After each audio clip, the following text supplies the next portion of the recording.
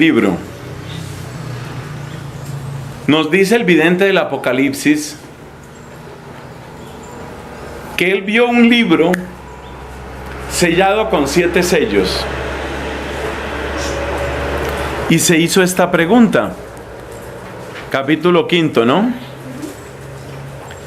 ¿Quién es digno de abrir el libro y soltar sus sellos? Nadie era capaz, no había nadie digno. Es lo mismo que hemos dicho aquí. Y es lo mismo que dice San Pablo. San Pablo lo dice con este lenguaje: todos pecaron y se hallan privados de la gloria de Dios. Eso es lo que aparece aquí en el Apocalipsis. Nadie era capaz de abrir el libro ni de leerlo. Y yo lloraba mucho porque no se había encontrado a nadie digno de abrir el libro. ¿Qué quiere decir ser digno de abrir el libro? Pues como la dignidad está indicando esa congruencia, como esa especie de compatibilidad, de pureza, de conexión, pues entonces miremos qué es el libro. El número 7 en el Apocalipsis indica plenitud o indica perfección. Un libro sellado con 7 sellos es un libro que está completamente sellado. Ese libro, si uno mira el Apocalipsis, lo que contiene es el designio de Dios para la historia humana. Lo que interesa de ese libro es qué es lo que Dios lee y qué es lo que Dios escribe en la historia humana. Realmente ese libro está indicando la palabra de Dios sobre la historia de los hombres.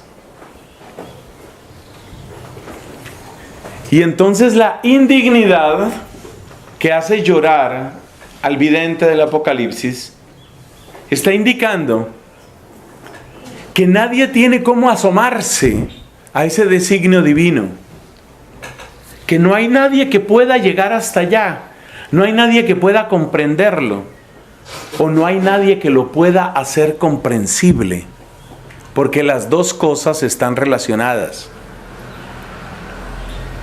El llanto del vidente del Apocalipsis es: no hay quien explique finalmente para qué es todo esto, para qué es el universo, para qué es la vida. El gran para qué de la existencia se queda sin respuesta. Al fin no sabemos por qué Dios hizo lo que hizo, ni para qué lo hizo.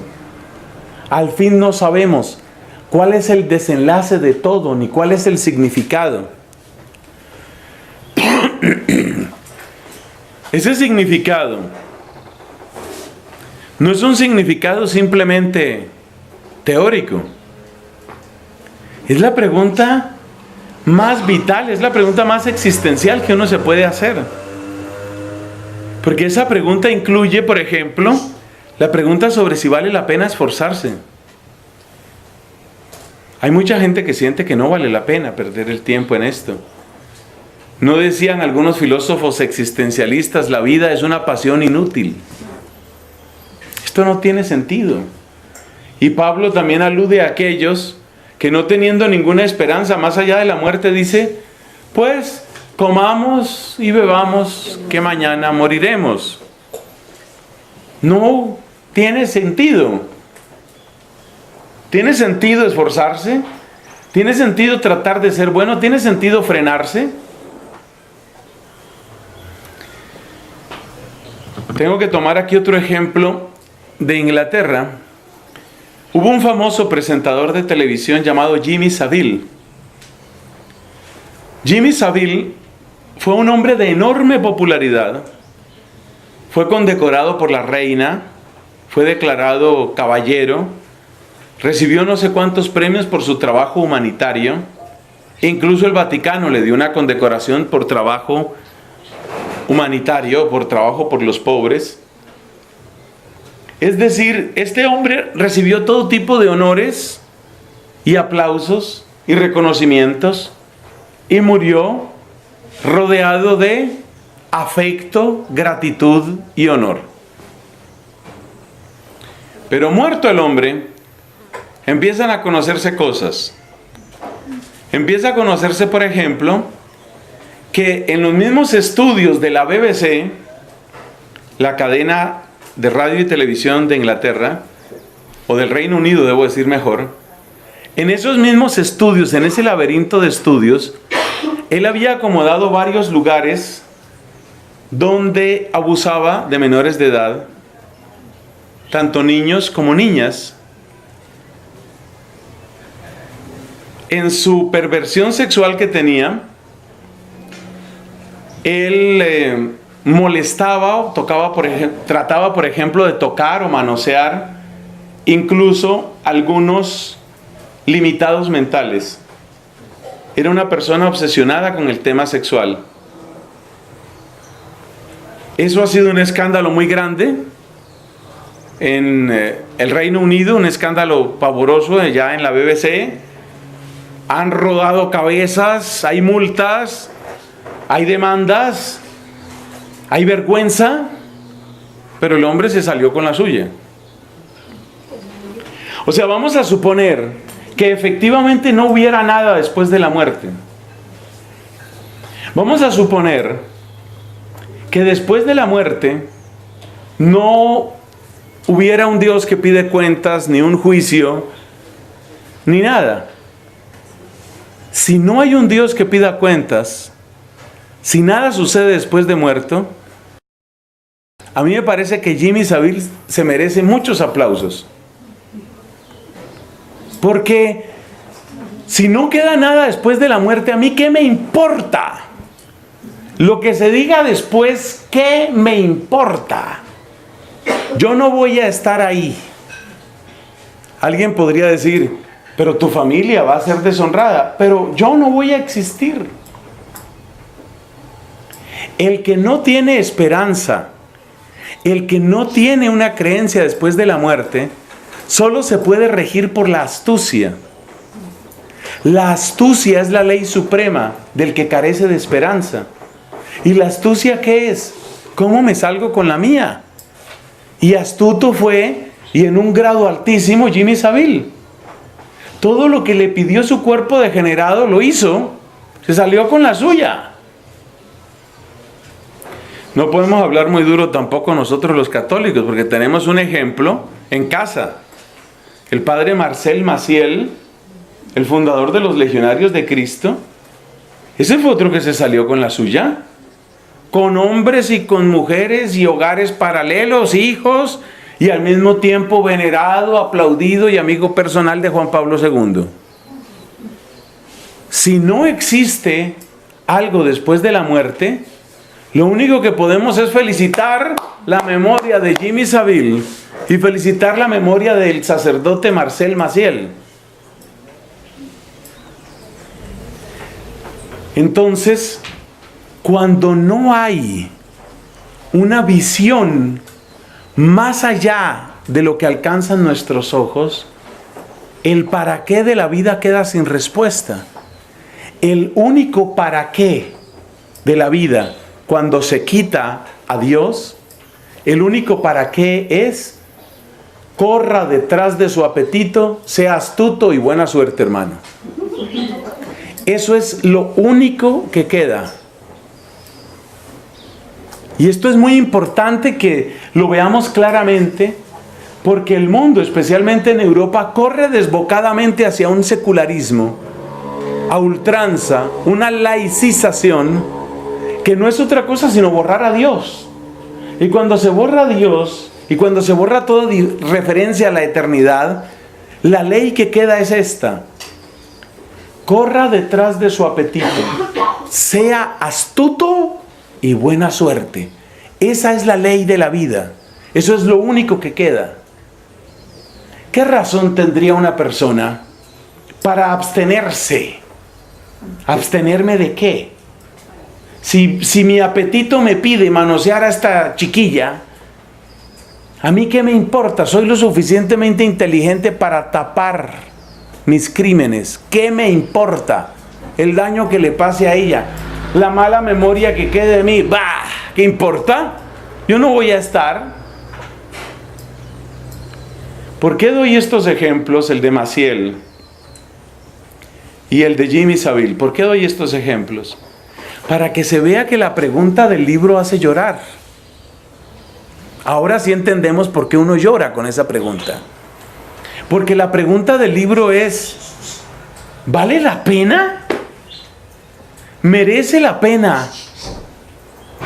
Es decir, ¿sí es útil? ¿Sí sirve de algo ser honrado? Entonces, ¿para qué me corrijo yo cada mañana? Se pregunta por allá el salmista. Entonces, ¿yo para qué me corrijo? Si la ley de la vida es, corre detrás de tu apetito, sé muy astuto y desea tener buena suerte, si esa es la ley de la vida, ¿para qué la honradez? ¿Para qué la pureza? ¿Para qué la sensatez? ¿Para qué medirse? ¿Para qué? Cuando todo falle me pego un tiro, como el que jugaba con la niña esa chiquita allá en España. Cuando las cosas no funcionen me pego un tiro y se acabó. Y así mira la vida mucha gente. Y cuando ya mi cerebro no funcione me pego un tiro y por eso necesitamos eutanasia. Así de sencillo. Ahora entendemos por qué la pregunta del libro hace llorar. Porque la pregunta del libro es la pregunta de ¿para qué es la vida? ¿Vale la pena? ¿Vale la pena tratar de ser bueno? ¿Corregirse cada mañana vale la pena? ¿Dónde está el bien de eso? Yo sé que hay algunos ateos que dirán, claro que vale la pena ser bueno. Se recibe una gran satisfacción en hacer el bien. Yo por lo menos soy filántropo. Todos los años dono $100,000 a la causa del agua en el África. Y a mí me da una gran satisfacción cada vez que veo que en un pueblo se ha podido tener agua potable gracias a esas donaciones. Eso me hace muy feliz. Y yo no soy creyente, lo hago porque lo puedo hacer y porque me hace feliz ver a esa gente bien. ¿Qué se responde a ese hombre? Pues se le responde diciendo que usted tenga su buena intención, se le agradece. Pero observe que usted no ha resuelto el problema del bien y del mal.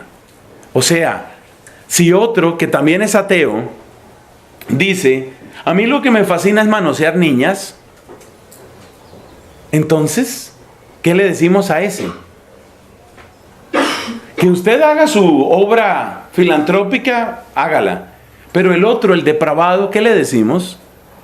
¿Cuál sería una razón lógica, contundente, para frenar el mal, para hacer el bien? Bienvenido todos los que hagan el bien, siempre que sea bueno. Porque hay gente que cree que es filantropía propagar una cantidad de cosas que en el fondo no hacen bien.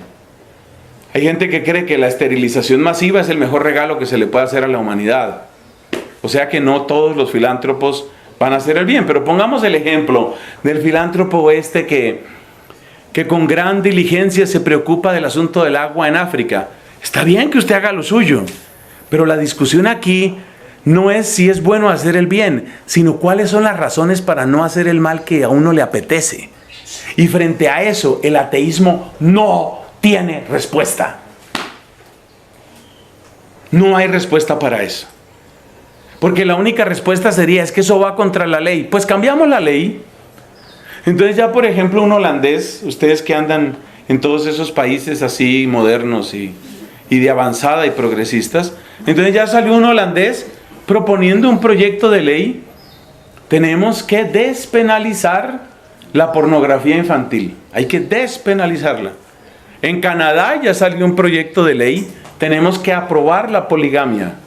En Brasil ya se dio un matrimonio de 2 mujeres con un hombre. Si el único freno, si la única barrera frente a los apetitos humanos va a ser la ley, Por Dios santísimo, la ley la cambiamos. La ley la cambiamos. En cuanto reunamos suficiente número de pederastas, cambiamos la ley de la pederastia. En cuanto reunamos el número suficiente de gente que quiera ser polígama, cambiamos la ley de la monogamia. Las leyes están en nuestras manos.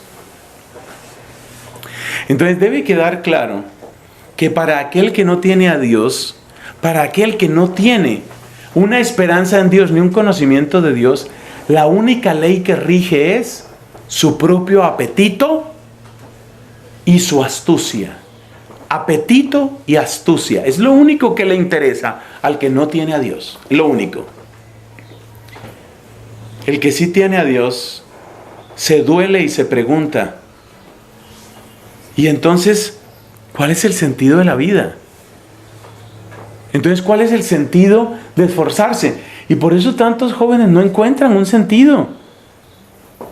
Por eso, ese perpetuo desgano. La gente más desganada y sin fuerzas que yo conozco son jóvenes que se la pasan así, echados.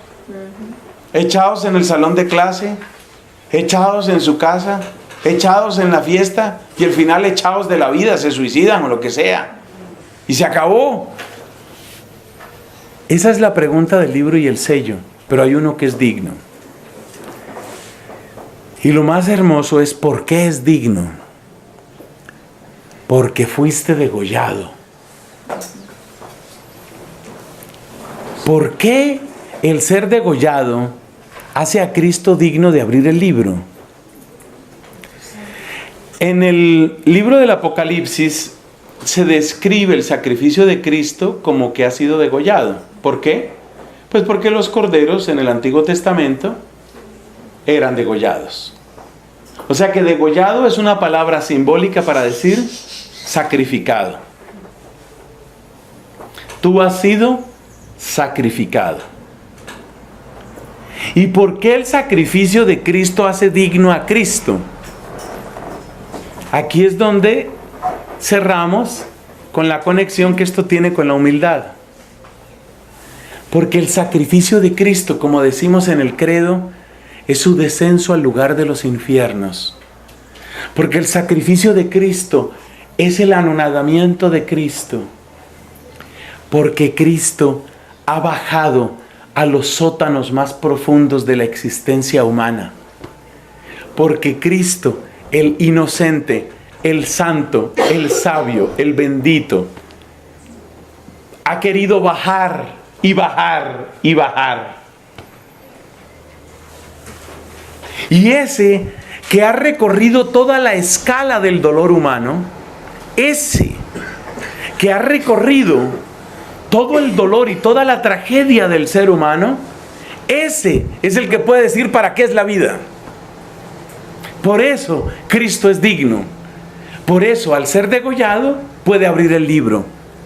Porque solo aquel que ha recorrido toda la escala de la humillación, toda la escala de la traición, toda la escala de la tortura, toda la escala de la muerte, solo aquel que ha recorrido ese pentagrama hasta su última y más cavernosa nota, solo él puede decir si la vida tiene o no tiene un significado. Y ese es Cristo. Y por eso, aquel que ha pasado por todo es el que nos puede decir para qué es todo. Ese es Cristo. Cuando voy en un camino desconocido para mí, oscuro y peligroso, lo único que quiero tener a mi lado es un guía. Alguien que ya haya pasado por ahí y que sepa qué hay que hacer para evitar los peligros. Alguien que me diga a tiempo: no dé un paso más, ahí sigue un abismo, hermano. Ese es Cristo. Cristo es el que ha hecho el recorrido por todo el dolor humano. Cristo es el que ha recorrido toda la tragedia del ser humano.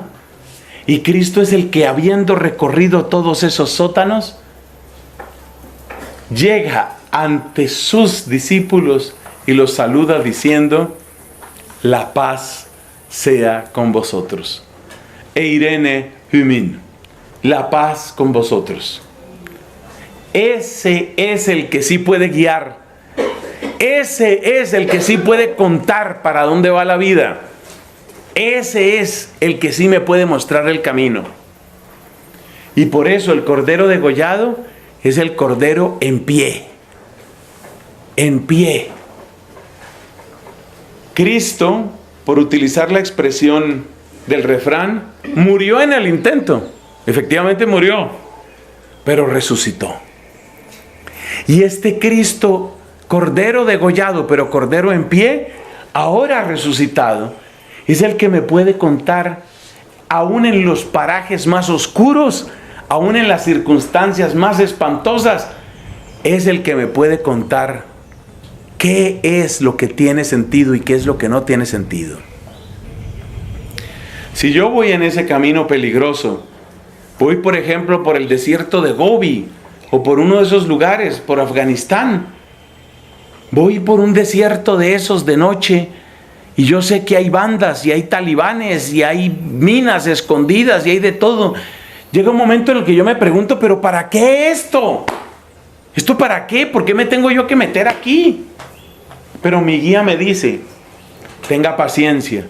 Nos faltan 2 noches de esta incertidumbre y de estos trabajos. Pero verá usted que llegamos a la base militar de no sé dónde y ahí lo están esperando y ahí tal y tal cosa. Ah, bueno. El que sabe el camino es el que sabe para dónde va el camino. Y ese es Cristo. Entonces fíjate cómo aparece la humildad en el libro del Apocalipsis. Es la humildad del que se ha llenado de sabiduría y se ha llenado de amor para sus hermanos. Yo cada día amo más el Apocalipsis. En la visión introductoria del Apocalipsis, capítulo 1, ¿cómo aparece Cristo? Aparece con un cabello blanco, blanco, blanco. Y dice uno, no se parece a los cuadros que yo he visto.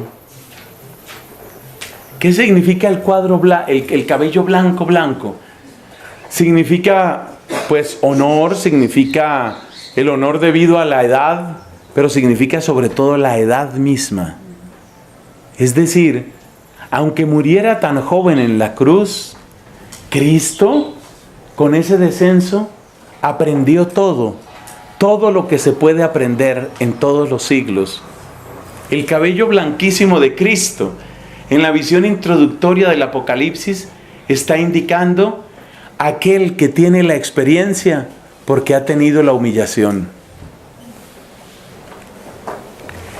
Eso es lo que la iglesia espera de nosotros los sacerdotes. ¿Cuál es el nombre nuestro? Presbíteros. Presbíter en griego quiere decir anciano. Lo que espera la iglesia de un sacerdote es que a imagen del anciano, de Cristo, el anciano del capítulo 1, el sacerdote tenga la sabiduría del que ha padecido humillación y tenga la sabiduría de recorrer los caminos del dolor humano y comprender en dónde está el verdadero bien. Qué hermosa visión la que nos da el Apocalipsis sobre la humildad. La humildad es la fuente de la sabiduría y la humildad es la llave que nos conecta con el sacrificio redentor del Señor. Gloria al Padre, al Hijo y al Espíritu Santo.